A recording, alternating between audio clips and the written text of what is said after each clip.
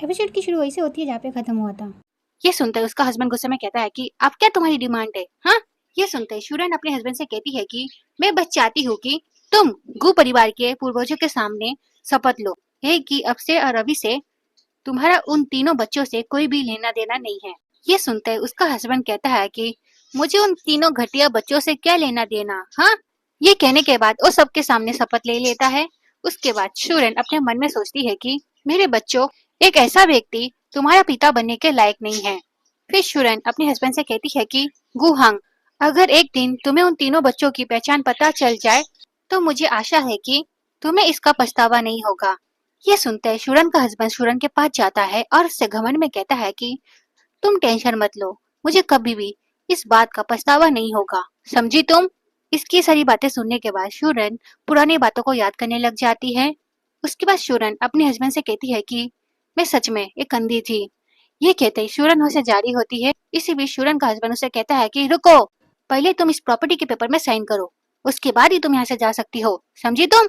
उसके बाद शूरन अपने हस्बैंड को देखती है और उससे कहती है कि मैं सबको ये बात बता देना चाहती हूँ कि मैं इस पेपर में साइन नहीं करने वाली। ये कहकर वहां से जारी होती है। इसी बीच इसका बड़ा भाई कहता है कि हे, इसे पकड़ो। ये सुनते कुछ लोग वहां पर आ जाते हैं और वो लोग शूरन को पकड़ लेते हैं। उसके बाद शूरन का पति शूरन से कहता है कि चुपचाप से इसमें साइन कर दो, पर शूरन उसकी बात नहीं मान रही होती है। उसके बाद शूरन के हस्बैंड को काफी ज्यादा गुस्सा आ जाता है। फिर वो जबरदस्ती शूरन से उस पेपर में साइन करवाने जा ही रहा होता है। इसी बीच वहाँ पर कुछ लोग आ जाते हैं, जिसे देखकर तो ये लोग डर ही जाते हैं। उसके बाद शूरन की तीनों बहू आ जाती है और वो तीनों अपनी मॉम से कहती है कि मॉम, आप ठीक तो है ना? फिर शूरन कहती है कि मैंने फिर से परेशानी खड़ी कर दी। ये सुनकर उनकी बड़ी बहू कहती है कि मॉम, ऐसी कोई बात नहीं है, हम एक फैमिली है और अगर आप किसी प्रॉब्लम में फंस जाती हो तो आपको हमें बताना चाहिए मॉम। ये सुनकर शूरन काफी ज्यादा इमोशनल हो जाती है और उसके आंखों से आंसू हो जाते हैं। फिर हम शूरन की तीसरी बहू को देखते हैं, जो काफी ज्यादा गुस्से में होती है। फिर वो उन सबसे कहती है कि तुम लोगों की हिम्मत कैसी हुई मेरी मदर इन लॉ को तंग करने की? हाँ। इसे इतने गुस्से में देखकर शूरन उससे कहती है कि मैं ठीक हूँ, तुम मेरी इतनी फिक्र मत करो बेटा। अपनी सासू मॉम की सारी बातें सुनने के बाद वो अपने ससुर से कहती है कि अगर तुम मेरे ससुर नहीं होते तो मैं तुम्हें कब का पीट चुकी होती।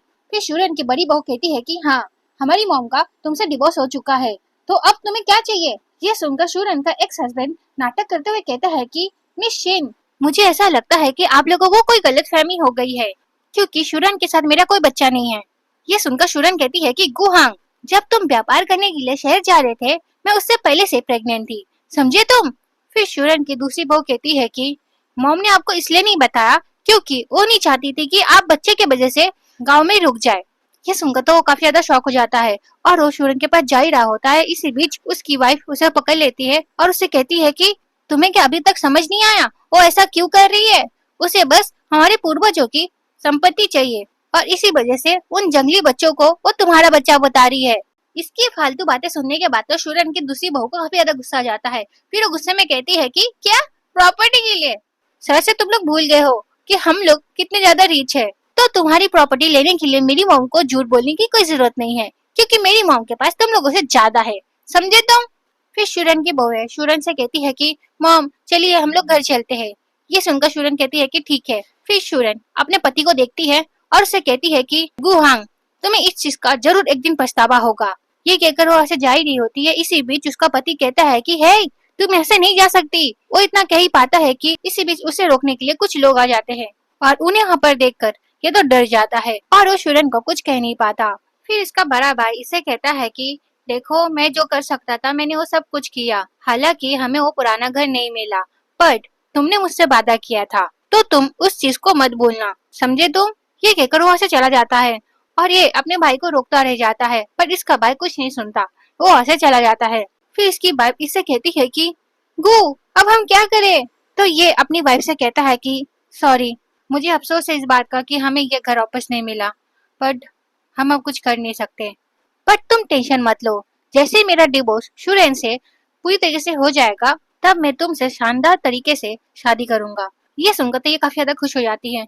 फिर वो कहती है कि क्या सच में? तो वो कहता है कि हाँ। ये सुनकर ये काफी ज्यादा खुश हो जाती है। फिर गु अपनी वाइफ से कहता है कि और तो और, मैं तुम्हें कुछ दिन बाद वेडिंग फोटो खींचने के लिए ले चलूंगा। ये सुनकर तो काफी ज्यादा खुश हो जाती है और कहती है कि सच में? तो वो कहता है कि हाँ। फिर एक सीन यहीं पे कट होता है। फिर हम नेक्स्ट सीन में शूरन को देखते हैं जिसे उसकी बहुएं वेडिंग फोटो खिंचवाने के लिए लाई होती है, पर शूरन उन्हें मना करी होती है, पर उसकी बहुएं उसकी कोई बात नहीं सुनती और इसी वजह से शूरन को उनकी बातें माननी पड़ती है। उसके बाद शूरन ड्रेस ट्राई करने के लिए अंदर चली जाती है और इसी बीच उसका एक्स हस्बैंड अपनी वाइफ के साथ वहां पर आ जाता है। फिर उसकी वाइफ भी ड्रेस ट्राई करने के लिए अंदर चली जाती है और इसी बीच वहां से शूरन बाहर निकलती है और शूरन को वहां पर देखकर शूरन का हस्बैंड शॉक हो जाता है और वो कहता है कि शूरन, तुम यहाँ पर क्या कर रही हो। फिर इसी बीच वहां पर शूरन की सौतन आ जाती है और वो जब शूरन को देखती है तो उसे तो काफी ज्यादा गुस्सा आ जाता है। फिर वो कहती है कि तुम यहाँ पर क्या कर रही हो। फिर वो शूरन को सुनाने लग जाती है और उसे कहती है कि तुम्हें शर्म नाम की चीज नहीं है क्या, तुम हमारे पीछा करते हुए यहाँ तक आ गई। हाँ, ये सुनते शूरन को काफी ज्यादा गुस्सा आ जाता है। फिर शूरन उसे खींच के लगाती है और ये देखकर उसका हस्बैंड उससे कहता है कि ये क्या कर रही हो तुम। हाँ, ये सुनकर शूरन उससे कहती है कि मैं उसे उसकी जगह दिखा रही हूँ, क्योंकि मुझे ऐसा लगता है कि ये भूल गई है मैं तुम्हारी फर्स्ट वाइफ हूँ, ना कि ये मिस्ट्रेस। ये सुनकर उसकी सौतन को काफी ज्यादा गुस्सा हो जाता है। फिर वो कहती है कि हाँ तो क्या हुआ, तुम इसकी वाइफ हो तो ये थोड़ी ना तुमसे प्यार करता है, ये प्यार तो मुझसे ही करता है ना। ये सुनकर शूरन कहती है कि हाँ तुमने सही कहा, पर मैरिज लाइसेंस मेरे और गुहांग के नाम पर अभी भी है। जब तक हमारा पूरी तरीके से तलाक नहीं हो जाता तब तक तुम एक मिस्ट्रेस ही कहलाओगी, समझी तुम। ये सुनकर तो इसे काफी ज्यादा गुस्सा आ जाता है। फिर उसका हस्बैंड कहता है कि शूरन, तुम उसके साथ मिसबिहेव नहीं कर सकती। अपने हस्बैंड की ये बात सुनकर शूरन को और गुस्सा आ जाता है। फिर शूरन कहती है कि तुम्हें ये घटिया आदमी पसंद है ना, तो तुम ही इसे अपने पास रखो, क्योंकि मुझे इस जैसे कचरे की जरूरत नहीं है। ये कहकर शूरन वहां से जारी होती है। इसी बीच वहां पर शूरन की तीनों डॉटर इन लॉ आ जाती हैं और उसके बाद शूरन उनके साथ चली जाती है और उन्हें वहां से जाते हुए देखकर उसकी सौतन अपने मन में सोचती है कि तुम्हें बड़ा घमंड है ना तुम्हारे तीनों अमीर डॉटर इन लॉ पर। तुम्हारा जो ये घमंड है मैं एक दिन तोड़ कर रहूंगी। बस एक बार मेरे बेटे की एंड्रोस से शादी होने दो, फिर देखना मैं तुम्हें दिखाऊंगी। ये कहते ये सीने पे कट होता है। फिर हम शूरन को देखते हैं जो फोटोज खींच रही होती है। फिर हम उन तीनों को घर जाते हुए देखते हैं। इसी बीच शूरन उन तीनों को थैंक यू कहती है उसके सपनों को पूरा करने के लिए। ये सुनकर वो तीनों काफी ज्यादा खुश हो जाती है। फिर ये सीन प्रकट होता है।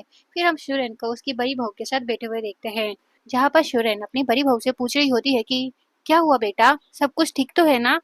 तो शूरन की बड़ी बहू कहती है कि मॉम, दरअसल बात यह है कि मैं आपकी मदद करना चाहती थी और इसी वजह से मैंने उस गांव को रीडेवलप प्रोजेक्ट के लिए चुना था, ताकि मैं आपकी मदद कर सकूं।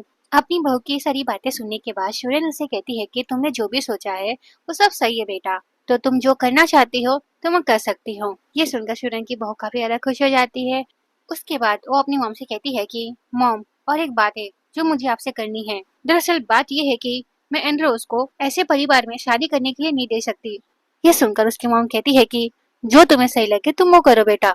उसके बाद शूरन की बड़ी बहू एंड्रोस को कॉल करती है और एंड्रोस तो उसका कॉल देखकर काफी ज्यादा खुश हो जाती है। फिर वो कॉल उठाती है और उससे कहती है कि हेलो सिस्टर, आप कैसी हो, काफी दिनों बाद आपने मुझे कॉल किया। ये सुनकर वो कहती है कि एंड्रोस, मुझे तुमसे कुछ बात करनी है। तो कहती है कि हाँ सिस्टर बोलिए। तो वो कहती है कि क्या तुम गू परिवार को जानती हो। तो कहती है कि हाँ सिस्टर, बट क्या हुआ। तो वो उससे कहती है कि मैं तुम्हें कुछ सबूत भेज दूंगी, तुम उन्हें देख लेना। ये कहकर वो फोन कट कर देती है और वो उसे सारी सबूत भेज देती है। उन सारी चीजों को देखने के बाद एंड्रोस अपने बटलर को बुलाती है और वो उससे कहती है कि तुम गू परिवार को ये बता दो कि मैं उनके बेटे से सगाई तोड़ रही हूँ। ये सुनते बटलर चला जाता है गू परिवार में ये सारी बातें बताने के लिए। उसके बाद बटलर उन्हें जाके सारी बातें बता देता है और ये सारी बातें जानने के बाद वो तो काफी ज्यादा शॉकी हो जाते हैं। ये सुनकर ये कहती है कि क्या ऐसे कैसे हो सकता है, क्या हमने कुछ गलती कर दी, क्योंकि एंड्रोस और मेरा बेटा एक दूसरे से प्यार करते हैं। फिर ये कहता है कि क्या मैंने कुछ गलत किया जिस वजह से वो सगाई तोड़ रही है। ये सुनकर बटलर कहता है कि अपनी मॉम डैड से पूछो ये सारी बातें। ये कहकर वो ऐसे चला जाता है। उसके बाद उसका डैड कहता है कि ये सब पक्का शूरन ने किया होगा। इसकी सारी बातें सुनने के बाद उसकी बीवी कहती है कि अभी जो जरूरी है वो हमें करना चाहिए, हमें जल्दी से जल्दी शीन परिवार में जाकर इस बारे में बात करना चाहिए। ये सुनते ही वो दोनों इसके पीछे पीछे चले जाते हैं। फिर ये सीन पे कट होता है। फिर नेक्स्ट सीन में हम शूरन को देखते हैं जो शिन फैमिली में आई हुई होती है और उनसे बातें कर रही होती है। इसी बीच वहाँ पर बटलर आता है और उनसे कहता है कि मास्टर, गु परिवार के लोग यहाँ पर आए हुए हैं। ये सुनते ही वो आदमी कहता है कि ठीक है अंदर भेजो उन्हें। फिर बटलर उन्हें अंदर भेज देता है और फिर वो लोग अंदर आ जाते हैं। तो ये वीडियो यहीं पे खत्म होती है। नेक्स्ट पार्ट के लिए कमेंट करना। Okay, bye bye.